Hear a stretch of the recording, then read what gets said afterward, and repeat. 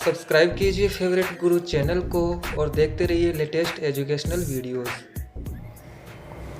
नमस्कार दोस्तों, स्वागत है आप सभी का आपके अपने YouTube चैनल फेवरेट गुरु पर। आज का जो टॉपिक है उसको स्टार्ट करने से पहले हम जो पुराना हमने पढ़ा है थोड़ा उसका रिव्यू ले लेते हैं। हमने स्टार्ट किया था जीवों के परिचय से, फिर हमने जीवों का वर्गीकरण पढ़ा, फिर हम कोशिका के स्ट्रक्चर पर आए जिस पर हमने यूकैरियोटिक और प्रोकैरियोटिक सेल्स के बारे में पढ़ा था, और आफ्टर दैट हमने ये पढ़ा कि उसके अंदर कोशिका अंग कौन से पाए जाते हैं। तो पहला हमने हरित लवक के बारे में पढ़ लिया था। आज का जो टॉपिक है वो हमारा टॉपिक है माइटोकॉन्ड्रिया। माइटोकॉन्ड्रिया जिसे कहा जाता है सूत्रकणिका। देखो, आपने ये देखा होगा कि हम खाना खाते हैं, हम भोजन करते हैं, भोजन करने के बाद में हमें एनर्जी मिलती है। तो वो एनर्जी कहाँ से प्राप्त होती है, किस क्रिया के द्वारा प्राप्त होती है? तो उसको हम सिंपल वे में ये कहते हैं कि मनुष्य के शरीर में रासायनिक अभिक्रियाएं होती हैं जिन्हें हम कैटाबॉलिक और एनाबॉलिक रिएक्शंस कहते हैं। उन्हीं कैटाबॉलिक और एनाबॉलिक रिएक्शंस का जो स्थान बनता है, वो जो जगह है वो एक कोशिका अंग है, और उस कोशिका अंग को जो नाम दिया गया है वो नाम दिया गया है क्या? माइटोकॉन्ड्रिया या सूत्रकणिका। तो माइटो जो कॉन्ड्रिया है या सूत्रकणिका, ये दो वर्ड से मिलकर बना है। नंबर फर्स्ट माइटो जिसका अर्थ होता है सूत्र, और सेकंड जो है वो आता है कॉन्ड्रियोन, और कॉन्ड्रियोन का मतलब होता है कण या कोई कणिका। अब देखिए, सबसे पहले बात आती है कि माइटोकॉन्ड्रिया की खोज किसने की होगी। तो सबसे पहला जो वैज्ञानिक था वो वैज्ञानिक था कोलिकर। कोलिकर ने माइटोकॉन्ड्रिया की खोज की थी, लेकिन यहां पर क्या कहा गया कि इन्होंने खोज की कीटों में, कि कीटों में कोई एक विशेष प्रकार की संरचना पाई जाती है। अब इन्होंने संरचना तो बता दी कि विशेष प्रकार की संरचना है, लेकिन क्या हुआ कि ये इसका नाम नहीं बता पाए। उसके बाद जो सेकंड वैज्ञानिक हम माइटोकॉन्ड्रिया के बारे में जिन्होंने बताया था वो थे फ्लेमिंग। फ्लेमिंग ने इन्हें नाम दिया था फाइला। और जो थर्ड वैज्ञानिक थे वो थे अल्टमान। अल्टमान जो थे इन्होंने नाम दिया था इसे क्या? बायोप्लास्ट। और वास्तव में जो माइटोकॉन्ड्रिया हमारे सामने नाम आया वो दिया था सी बेंडा ने। सी बेंडा जो थे इन्होंने नाम दिया था माइटोकॉन्ड्रिया। अब यहां से दो क्वेश्चन बनते हैं। पहला क्वेश्चन तो ये बनता है कि माइटोकॉन्ड्रिया के जो खोजकर्ता हैं वो कौन है। तो माइटोकॉन्ड्रिया के खोजकर्ता कौन कहलाएंगे? सी बेंडा कहलाएंगे।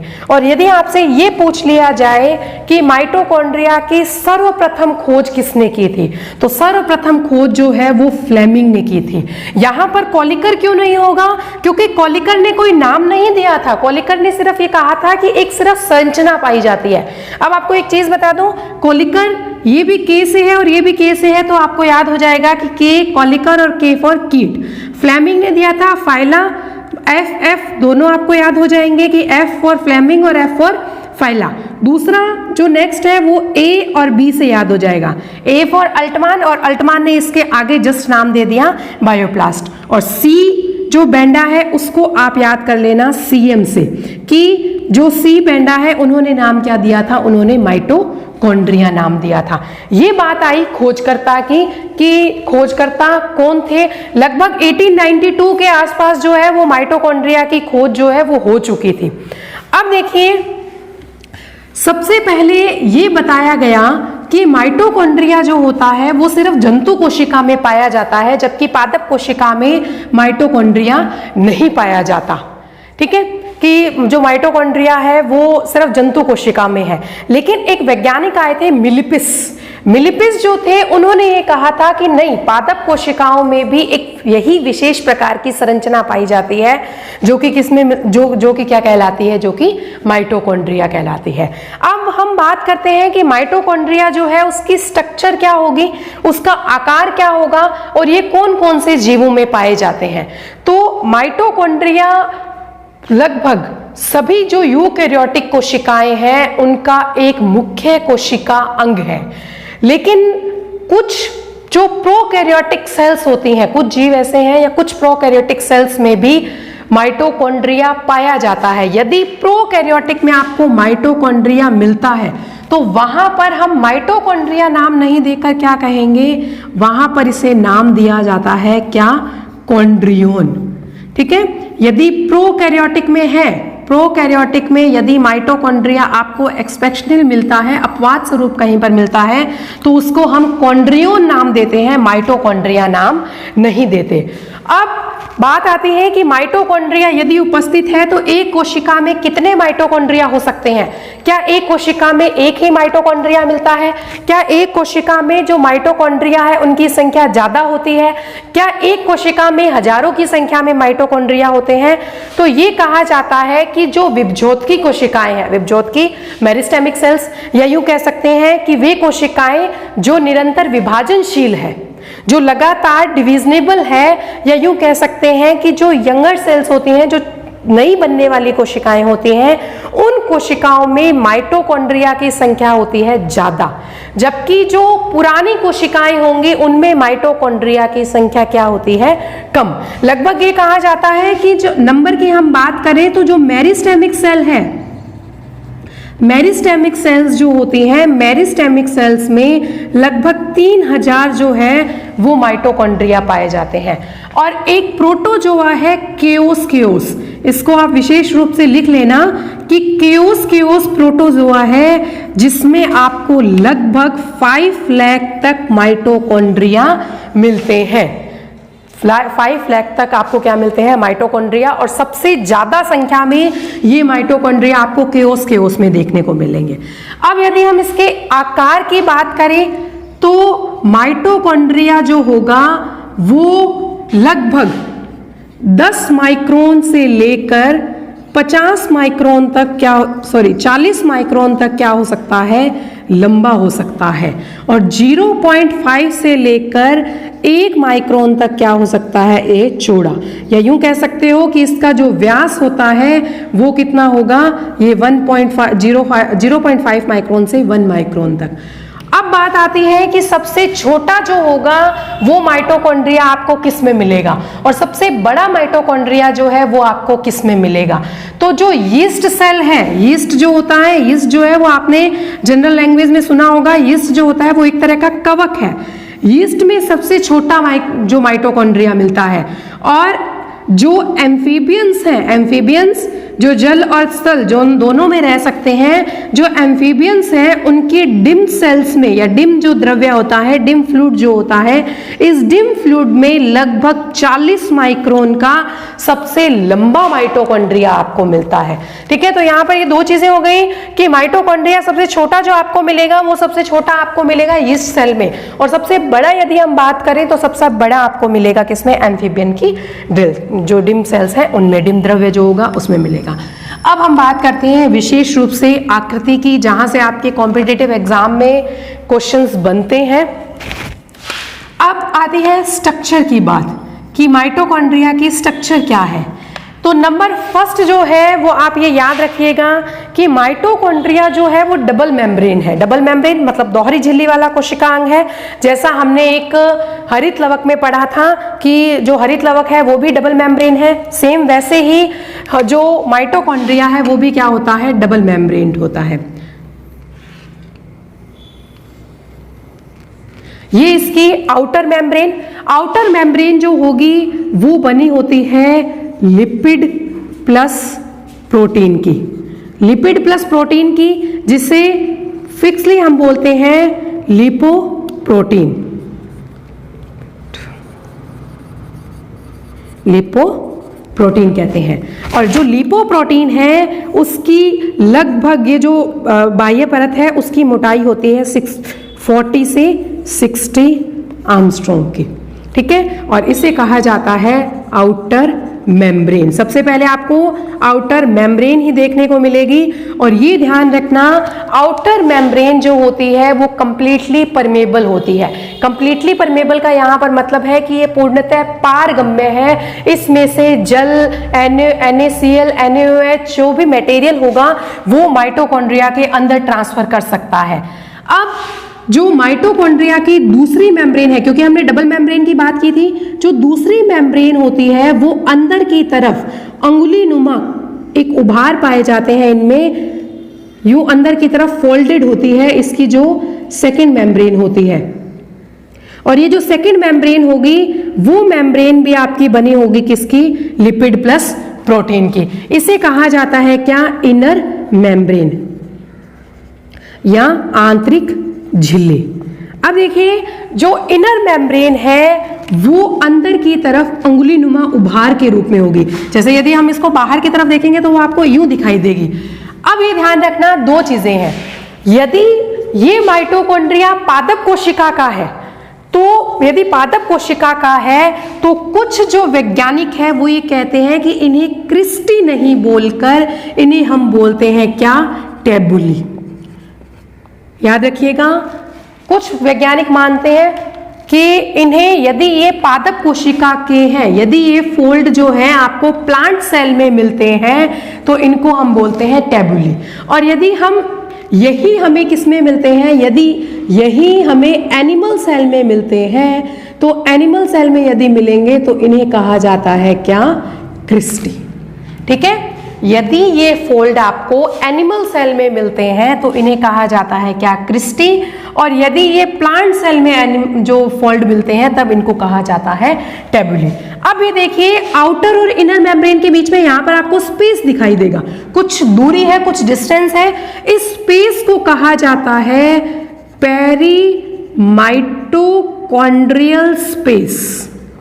पेरीमाइटोकॉन्ड्रियल स्पेस। और ये जो पेरीमाइटोकॉन्ड्रियल स्पेस है ये लगभग आपको 60 से 80 आर्मस्ट्रॉन्ग का मिलेगा, कि ये जो स्पेस होता है वो थोड़ा बड़ा स्पेस है, थोड़ा मोटा स्पेस है ये। अब देखिएगा कि जो पेरीमाइटोकॉन्ड्रियल स्पेस है यहाँ पर आकर जो भी पदार्थ होगा वो आकर जमा हो जाता है। जैसे मैंने आपको कहा था कि आउटर मेम्ब्रेन जो है वो क्या है? परमेबल है। इसमें से पदार्थ जो है वो जा सकते हैं, ये किसी भी पदार्थ को अपने में से जाने देती है। अब ये इन्होंने, जैसे मैंने यहाँ पर लिखा कि इसने NaCl को जाने दिया, इसने H2O को भी जाने दिया, या इसने कोई ग्लूकोज सॉल्यूशन था उसको भी जाने दिया। यदि इनको जाने दिया, ये आकर इस पेरीमाइटोकॉन्ड्रियल स्पेस में क्या हो जाएंगे? जमा हो जाएंगे। अब बात आती है इनर मेम्ब्रेन की। इनर मेम्ब्रेन जो होती है ये होती है सेमी परमेबल, या इसको कह सकते हो कि ये सेलेक्टिव परमेबल है। सेलेक्टिव परमेबल मतलब ये कुछ पदार्थों को तो अपने में से जाने देगी और कुछ पदार्थों को अपने में से जाने नहीं देगी। जैसे क्लास के मॉनिटर ने कुछ का फेवर किया और कुछ का फेवर नहीं किया, सेम वही बात जो है वो इनर मेम्ब्रेन की है, कि इनर मेम्ब्रेन जो है वो मॉनिटर है माइटोकॉन्ड्रिया की। वो क्या करती है? वो कंट्रोल करती है कि किन पदार्थों को अपने में से जाने देंगे और किन पदार्थों को अपने में से जाने नहीं देंगे। ठीक है, तो ये क्या करेगी? अब ये कहा जाता है कि जो आयंस होते हैं, जैसे सोडियम आयन है, पोटेशियम आयन है, कैल्शियम नेगेटिव आयन होते हैं, ब्रोमाइड आयन होते हैं, इन आयंस को ये अपने में से नहीं जाने देती। जैसे ये टूटेगा NaCl तो ये Na पॉजिटिव और Cl नेगेटिव में, तो ये इन आयंस को माइटोकॉन्ड्रिया के अंदर प्रवेश नहीं देगी, लेकिन जल को ये अपने अंदर क्या कर देती है? प्रवेश दे देती है। अब देखिएगा नेक्स्ट जो यहाँ पर, अब हम आते हैं इनकी कुछ सब यूनिट्स पर, कि यहाँ पर दो तरह की सब यूनिट्स मिलती हैं। एक तो मिलती है स्टॉक वाली, स्टॉक जिन्हें कहा जाता है व्रंत वाली, और एक जो है वो बोलते हैं नॉन स्टॉक वाली, या यूं कह सकते हो कि अव्रंत वाली। अव्रंत वाली जो यूनिट्स है वो आपको मिलेंगी यहाँ पर, जो आउटर मेम्ब्रेन है, आउटर मेम्ब्रेन पर। ये जो नॉन स्टॉक है, या यूं कह सकते हो जो व्रंतहीन सब यूनिट है, उस व्रंतहीन सब यूनिट को कहा जाता है पार्सन्स सब यूनिट, या पार्सन की उप इकाइयां। और जो क्रिस्टी है, क्रिस्टी के ऊपर जो होगी वो आपको स्टोक्ड या यूं कह सकते हो वृंत वाले क्या मिलते हैं आपको, सब यूनिट्स मिलते हैं। जैसे इस तरीके से आपको पूरे माइटोकॉन्ड्रिया में यूं सब यूनिट मिलेंगी, और इसी तरीके से ये जो बिना स्टॉक वाले हैं वो भी आपको क्या करेंगे, पूरे इसके ऊपर मिलेंगे। जैसे ये इसके ऊपर इस तरीके से आपको सब यूनिट्स मिलेंगी स्टॉक वाले। मैं आपको इस सब यूनिट का पूरा आगे डिटेल में बता दूंगी। पहले हम बात करते हैं कि इस सब यूनिट को कहा क्या जाता है। तो ये जो सब यूनिट है इसे कहा जाता है Fernandez Morgan sub unit. Fernandez Morgan sub units, Fernandez Morgans sub unit. पहले शुरुआत में इसे यही नाम दिया गया था, फर्नांडिस मॉर्गन सब यूनिट। लेकिन अब धीरे धीरे जो है वो इनका नाम क्या हो रहा है, चेंज हो रहा है। इसे आप जो है वो F1 कण से भी जान सकते हो। इसे जो है F1 कण तो सीधा फर्नांडिस के नाम से ही बना है, F1 कण कहा जाता है। इसे जो है वो ऑक्सीकारी कण कहा जाता है, इन्हें जो है वो प्रारंभिक कण कहा जाता है। अब हम पढ़ते हैं इन सब, ये जो मॉर्गन फर्नांडिस सब यूनिट्स है इनके बारे में थोड़ा डिटेल से, कि ये क्या है, इनका क्या इंपॉर्टेंस है, आपके माइटोकॉन्ड्रिया में इनका क्या इंपॉर्टेंस रहता है। तो जैसे मान लो कि मैंने ये जो इसकी स्टॉक वाली सब यूनिट थी, इस स्टॉक वाली सब यूनिट को इस तरीके से बाहर डिनोट कर दिया, ये स्टॉक वाली। अब इस स्टॉक वाली सब यूनिट में आपको नंबर फर्स्ट मिलता है बेस, नंबर सेकंड जो है वो मिलेगा आपको इसका स्टॉक या वृंत, और नंबर थर्ड जो है वो इसका आपको मिलेगा हेड।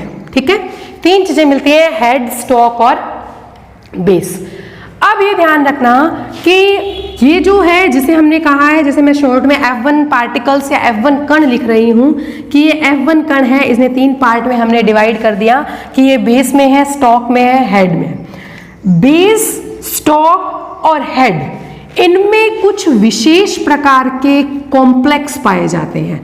ये जो कॉम्प्लेक्स है, ये कॉम्प्लेक्स आपके काम आएंगे किसमें, ये काम आएंगे माइटोकॉन्ड्रिया का जो मुख्य कार्य है। मुख्य कार्य मतलब माइटोकॉन्ड्रिया जो एटीपी का सिंथेसिस करता है, या जिसे हम बोलते हैं एडिनोसिन ट्राइफॉस्फेट जिसे हम कहते हैं, एटीपी का जो सिंथेसिस होता है वो इन कॉम्प्लेक्स के माध्यम से होता है।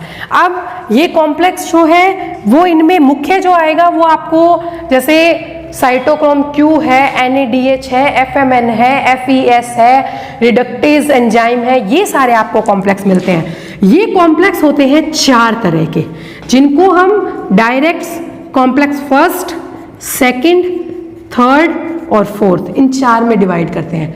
जो बेस है उसमें आपको मिलेगा फर्स्ट और सेकंड कॉम्प्लेक्स, जो स्टॉक है उसमें आपको मिलेगा थर्ड कॉम्प्लेक्स, और जो हेड है उसमें आपको मिलेगा फोर्थ कॉम्प्लेक्स। ये जो कॉम्प्लेक्स है ये सारे मिलकर एक तो करते हैं ETS, और एक जो है, या यूं कह सकती हूं कि ऑक्सीकारी फॉस्फोरिलेशन की जो क्रिया होती है वो इन कॉम्प्लेक्स की सहायता से होती है। अब ETS क्या है, ये ETS है electron transport system. Electron transport system मतलब इलेक्ट्रॉन्स का जो परिवहन होता है वो इन कॉम्प्लेक्स के द्वारा होता है।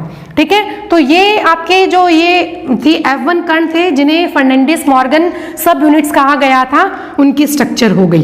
अब हम इसकी और इनर स्ट्रक्चर की बात करें तो इसके अंदर जितना भी द्रव या जितना भी फ्लूइड पाया जाता है, ये जो जितना भी फ्लूइड होगा, इस फ्लूइड को कहा जाता है क्या, मैट्रिक्स। और यदि यही फ्लूइड क्लोरोप्लास्ट का होता तो उसे हम क्या बोलते हैं, स्ट्रोमा बोलते हैं। ठीक है, कहीं कहीं आपको ये भी पढ़ने को मिलेगा कि ये बैडमिंटन के रैकेट के समान होते हैं, बैडमिंटन के रैकेट का निर्माण करते हैं। ठीक है, लेकिन जो मेन था कि कॉम्प्लेक्स वाली जो चीजें हैं कि फर्स्ट और सेकंड आपको यहाँ मिलेगा, और थर्ड यहाँ इसके स्टॉक में मिलेगा, और फोर्थ जो है वो आपको हेड में मिलेगा। और इसका जो फ्लूइड है, जो द्रव है, उसको कहा जाता है मैट्रिक्स। अब मैट्रिक्स जो होगा, उस मैट्रिक्स के अंदर जो है वो आपको क्या मिलते हैं, मैट्रिक्स के अंदर आपको मिलता है RNA।